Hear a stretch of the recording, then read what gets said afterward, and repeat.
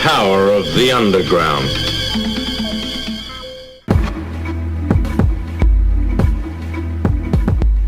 Sea level datum is a myth.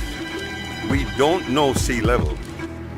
The reason is that sea level is constantly falling as seas recede. Seas around the world have been receding for perhaps millions of years.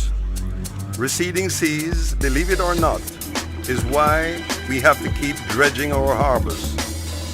All harbor authorities have to dredge and keep dredging in order to keep shipping channels open ahead of receding seas. A recent example, for instance, the aircraft carrier Intrepid. It was docked for 24 years on the Hudson at Pier 86.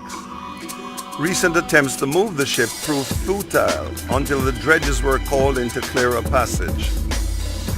Dredging has been in existence for thousands of years. Dredging operations in ancient times, however, were not as sophisticated as they are today, so as a result, many ancient harbors were lost to the receding seas.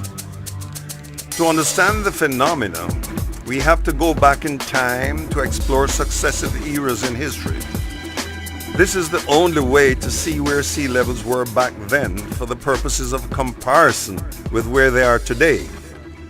Only historical data can reveal the recession of the seas. From that data, we can interpret and better understand how much seas have receded throughout history. The ancient city of Ephesus was established in about the 10th century BC. It was established on lowlands on the Aegean Sea. The surrounding lowlands comprised malarial salt marshes. The early city had a spacious harbor, was often flooded by the tides. In the 1st century AD, St. Paul visited Ephesus and spent perhaps 3 years there spreading the gospel. As time went on, it was necessary to dredge the harbor to maintain shipping access. This proved a formidable task.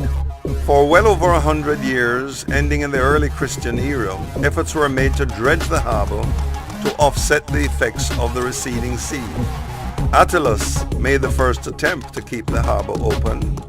Nero, the proconsul, tried next, and finally, the Emperor Hadrian. All these successive attempts proved futile, and finally, the harbor project was abandoned. Ephesus lost its harbor forever. Today, Ephesus is 6 miles inland, left behind by the receding sea. Today, as we stand and look across the miles of land that was once part of the Aegean, you get a grasp of how much the sea has retreated in 2,000 years. The salt marshes are also gone with the receding sea. Today, dredging operations are a major expense in keeping harbors open. The New York Port Authority will be spending billions in the years to come to keep the harbor channels open. As the sea recedes, the cost of dredging escalates. The reasons are twofold. Container vessels keep getting larger and larger, demanding more depth.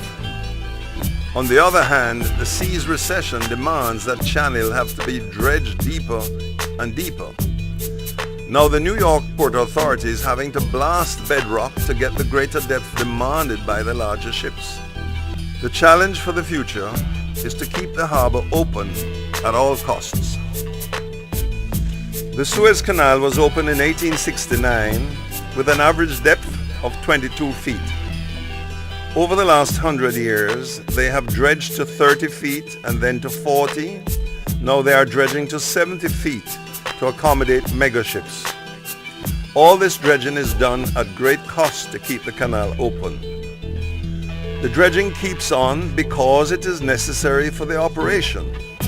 The Canal Authority, like the New York Port Authority, however, knows nothing about the global phenomenon of receding seas.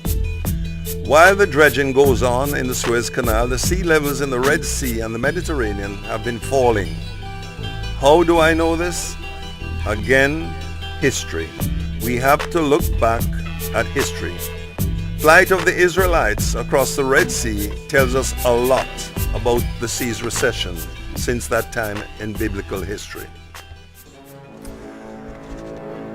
The receding seas affects all aspects of our lives.